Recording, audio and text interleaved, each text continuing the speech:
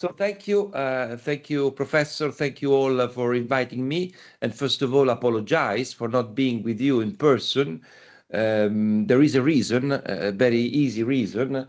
We are organizing the next meeting, interfaith dialogue meeting in Rome, that will happen at the end of this week with 300 guests, and it will be opened by President Mattarella and with the final ceremony at the presence of Pope Leo.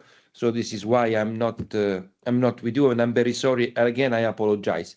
So I have 20 minutes to talk about the conflict resolution initiatives and the peace building initiatives of the Community of Sant'Egidio, which of course is not enough, not even to get deep into one single case study, but at least what we can do, and I hope your questions will help me get deeper into the matter, is to tell you what we are, how we do things, and where we are. We did things and we are still doing things. So what is really, in few words, what is the Community of Sant'Egidio? I can describe it in many ways, but maybe the most faithful way is to say that we are a worldwide family. It's a faith-based experience, a Christian experience that is present now in 73 countries with about 80,000, 90,000 members. We don't know because we do not have membership cards, so we do not know the real number of how many we are. But we are a family, and people, members of Sant'Egidio, belongs to the country where they live in. In Mozambique, members of Sant'Egidio are Mozambique national. In United States, in Indonesia, in Pakistan, or wherever we are, it is a worldwide family. And basically what we do is to, using the words of Pope Francis when he visited us for the first time, is try to live this vocation of Sant'Egidio, which is the 3P vocations: poor, prayer, and peace. And may seem simple, but is exactly what we are. The Pope said that, so we're happy. Poor because we serve the poor. Please note that I didn't say we help. I said we serve them, because for us, they are a member of our family. They are the best guests. And wherever we are, if there is a Community of Sant'Egidio, poor are served in the best way we can, of course. Prayer, because we are a faith-based Christian experience, and peace, because it's another important vocation of Sant'Egidio, trying to build peace, trying to solve problems, especially in the fields of war. And it is a peculiar actor. Already saying this, you can tell that Sant'Egidio is a peculiar actor with a peculiar approach in conflict resolution.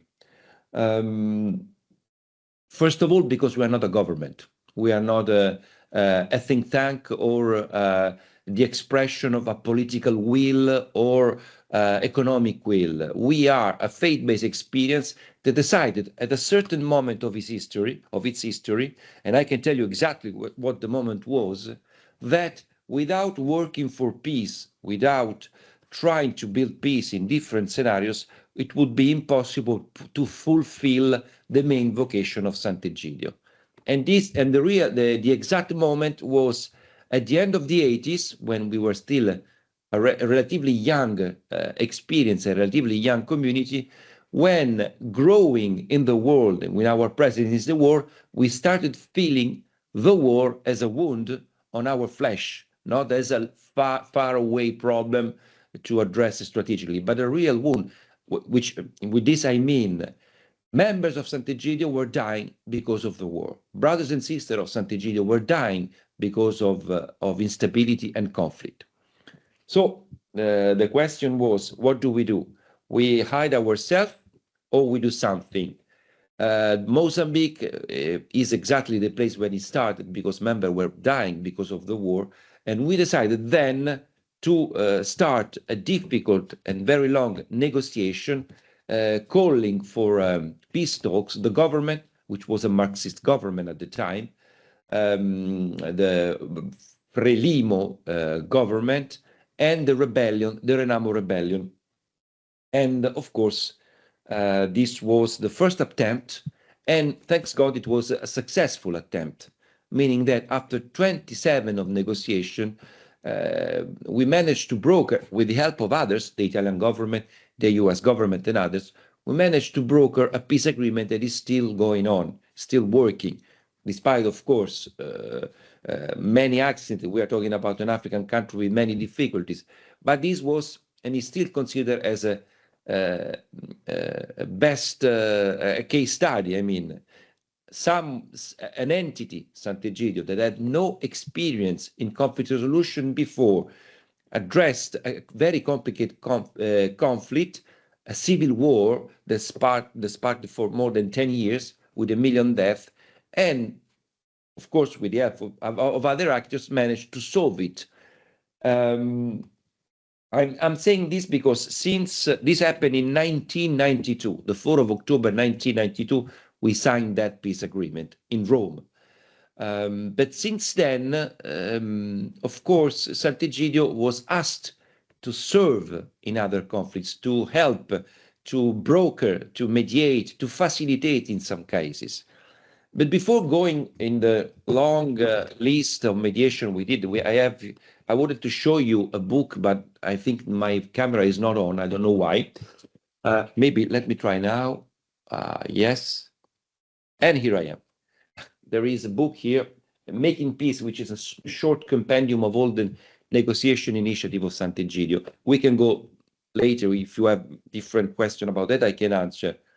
But what I wanted to focus now briefly is how a faith-based experience, basically working for humanitarian issues, grassroots level involved in many scenarios, is able to call actors in a conflict scenario, in an instability scenario, to come maybe to Rome or to somewhere else and negotiate. Because this is the question we are asked every day. Why people come to Sant'Egidio? Why delegations come to Sant'Egidio? Why government trust you with this or that negotiation? There are several answers to this question. The first is that we are no threat. We are not a threatening actor. What happens in Sant'Egidio is quite protected by external influence. I mean, there's no pressure, no political pressure, not economical pressure. We are not a threatening actor. We cannot impose a sanction. So if you want, it's a cost zero initiative. If you come to Sant'Egidio, what can, and if you fail, what happens? Nothing happens. You will not be punished in any way. And this is something that put at ease the actors. Another interesting, I think, important point is that what I told before, I mean, the fact that Sant'Egidio is not only dealing with mediation. This is not our main issue, our main work. We work for the poor. We have a humanitarian subject. We have programs for healthcare, for birth registration in many African countries and elsewhere. I should mention the humanitarian corridors for migrants. So somehow, I don't know exactly how, I cannot tell you, this humanitarian side of Sant'Egidio is a credit to spend in conflict resolution. We are recognized as something who benefit the population. And this is a credit to spend. This gives us some kind of authority, some kinds of allure, if you want, that qualifies us as an actor you can trust. You can really trust. Few other elements. I'm not going too deep in this, but one element important, I think, is patience. Because when you are a government and you appoint a special envoy for a conflict, then you give him a time to solve problem. You give him a political mandate that expires sometime, 3 years, 2 years. I don't need to. The room is full of experts, but if I'm asking you how many special envoys for Syria or for Libya alternate themselves during the history of those conflicts, you can answer a lot. In Sant'Egidio, no, we try to be faithful to our crisis with the same people. It helps also building trustful human relation. I'm giving you an example. I'm always telling this example because it's quite, it explains quite well. The guerrilla in Senegal, the Casamance guerrilla, the MFDC, the Mouvement de Force Démocratique de la Casamance. It's a low-intensity conflict that is going on since more than 30 years. And since 5 or 6 years, we started a negotiation with the release of hostages, with a ceasefire that's still holding. But it took 15 years to get the chance to intervene in that conflict, to have a political mandate, or at least an authorization for the authorities of Senegal to say, okay, Sant'Egidio, go on, try to mediate with those crazy guys in the bush. And that's what we did, but it took quite a lot. Meanwhile, what you do, you wait. No, you have to still be in contact with everyone. We have to keep alive all the channel of communication of the contact. And sometimes it's not easy, because in many cases, guerrilla or rebels lives in the bush, and it's not easy to talk to them.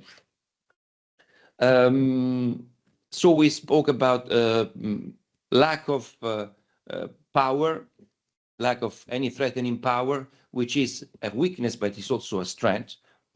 Complete neutrality, patience, humanitarian aspect. I should also mention, I mentioned at the beginning the Interfaith Conference. We are working in interfaith dialogue since the end of the 80s.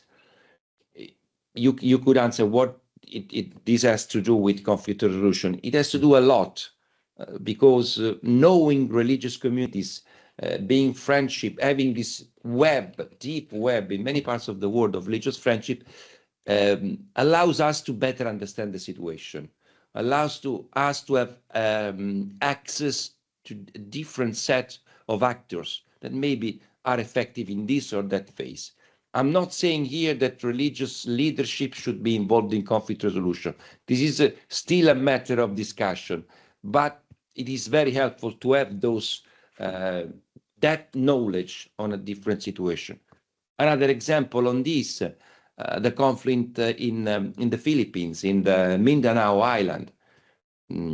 We were asked to help in the Mindanao crisis, not by the Catholic government of the Philippines, but by the Mohammedia, which is the biggest Muslim brotherhood in Indonesia, Muslim brotherhood in the Italian sense of it, not in the Arabic sense of it, with which we have a collaboration on peace and humanitarian. They asked us to intervene because they trusted us. This is also how interfaith dialogue can help. I am already talking too much. I wanted to tell you a few more things. First, everything in Sant'Egidio sort of goes under the name of peace. For us, it's a real obsession. And we have a sort of holistic approach to peace. Everything talks about peace in Sant'Egidio.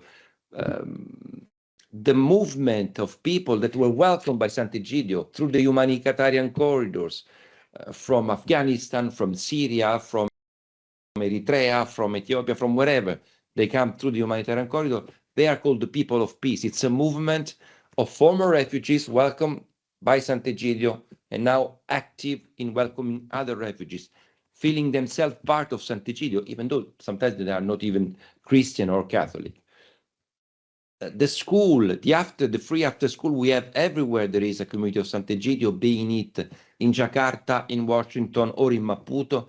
They goes under the name of the School of Peace, because they do not only, it's not only a support for schooling, it's also a way to teach and to learn how to live together for young generation. It's a way to prepare peace. It's a way to build peace from zero, from scratches. And I could go on like this. There are many other activities of Sant'Egidio that goes under the name of peace. This very confused picture I gave you, and I'm sorry, and I do apologize, tells you what? Tells you that there is a sort of army of volunteers, like 80,000 of them, that put peace as their priority in life. Even if everyone in Sant'Egidio has a normal life, a job, a family, but to serve peace became really a priority for all our members. And it means many things. In my case, as head of international relations, means to call people to discuss to mediate in Sant'Egidio, but it means in the peripheries of Beira in Mozambique to welcome refugees of the Muslim community attacked by by jihadists to live together with the Christian community there, welcome them. It means to open a soup kitchen in Jakarta and work together, Muslim and Christian, to welcome poor people. It means interfaith, it means many things. In our case, in my case, in my work, everyday job means to keep this space, this neutral space here in Rome, in Sant'Egidio. And if any one of you comes to Rome, you are most welcome to visit our old headquarters. Sant'Egidio is not old, it was born in 1968. The monastery, the convent that hosts us was founded in 1604. So it's an old place. To keep this space, neutral space, open, protected by any national or international agenda, and to invite people and let them really feel the ownership of a process, because sometimes this is not the case, and we can see it every day. Before giving the floor to the questions, I wanted to say one thing on the previous presentation. We spoke about manifestation from Palestine. I wanted to say one thing. One of the big concerns is that a sort of culture of peace, awareness of the danger of war sort of disappeared in the last 15 years. I am old enough to remember manifestations and marches against the war in Iraq. Millions of people in the street. This somehow disappeared. We lost this awareness that we are on the same boat, as Pope Francis used to say. This new wave of protest for peace, you can judge it whatever you want, go left and right, infiltration on infiltration, against, or it is a sign that an awareness is awakening, and peace is very important to march for it.